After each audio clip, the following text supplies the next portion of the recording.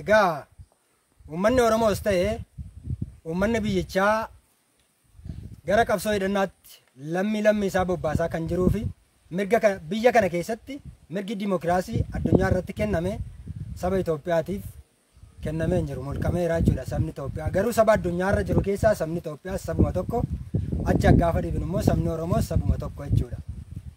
Haa ta'u malee garuu gaaffii karaa nagaa gaafachaa ture uummanni Oromoo yookaan uummanni Itoophiyaa hundumtu, fakkeenyaaf biyyi Tigraay miliyoona 3 qabxii wayii taatee hiree murteeffannaa ishee mirkaneeffattee yommuu turtetti mootummaa gabroonfataan kun waraana qabutti bobbaasee uummata Tigraay irratti mirga abbaa biyyummaa isaan mirkaneeffatan mulqee uummata sanaa rasaasaan deebii ta'ee dachiirraa godaansisee waraanatti bobbaasee waraana sansakkaa hin eegganne, waraana safuu waaqaaf safuu namaa hin eenne itti bobbaasuudhaan duguuginsa sanyiif maseenummaa Tigraay irratti geggeessee mirkaneessee jira. Ji'oota 3 kana akkuma Oromiyaa irratti geggeessaa jiru jechuudha.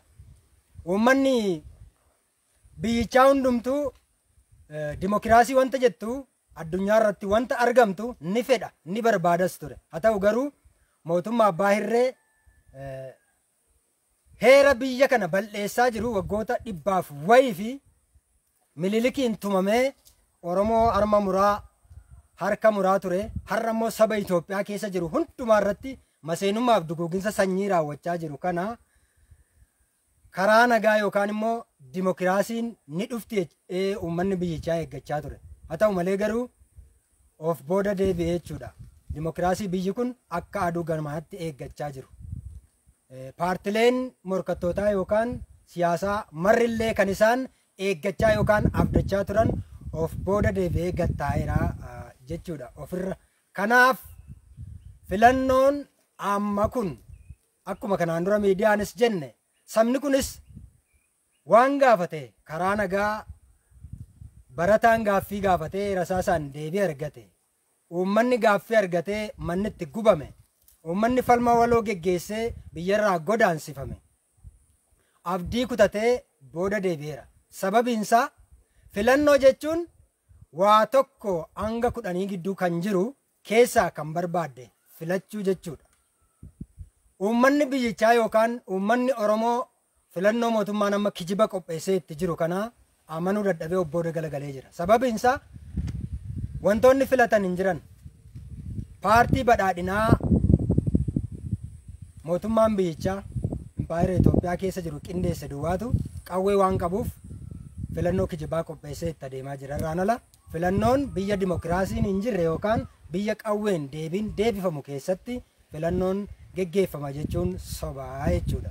Argamaa akkuma jirutti. Kanaaf paartileen dorgomtootaa uummata biyyichaa yookaan uummata Oromoo bakka bu'an hundumtuu kaan mana hidhaatti meelachaa yookaan qaamaa hirrachaa turan har'allee kan dhossaatti ajjeefaman ni jiru.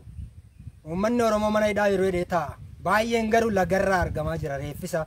Poolisiitti hidhamee, godina irratti hidhamee, gandatti hidhamee, sadarkaa waliigala mana adabaa jedhamu mootummaan qopheessee jiru keessatti hidhamee kan jiru, uummanni jiru jechaa kan jiru baay'eensaa reeffisaa du'arraa argamaa jira. Bakkee irraa du'ee argamaa jira jechuudha. Lagarraa argamaa jira. Qaama nageenyaa mootummaatiin mootummaan filannoo kijibaa qopheessee paartilee dorgomtootaa mana hidhaatti guuree kaan ajjeesaa kaan hidhee waajjira paartilee dorgomtootaa uummanni filannoof kan qophaa'aa jiru hunda cufee karaa qaxxaamuraa ammas aangoo qabachuuf hojjechaa akka jiru wal naman gaafachiisu. Addunyaan iyyuu deebii ta'aa jira. Uummanni biyyichaas deebii ta'aa jira. Kanaaf hundumtuu biyyi kun caccabee gara qabsoo hidhannootti dacha'aa jira jechuudha. Filannoon biyya kana keessa hin jiru, hin geggeeffama jedhamees hin yaadamu. Sababiin isaa immoo wantoota nama tarreesse qaamni filannoo hirmaachisu hundumtuu mana hidhaa mootummaan qopheessetti guurame waan jiruuf jechuudha.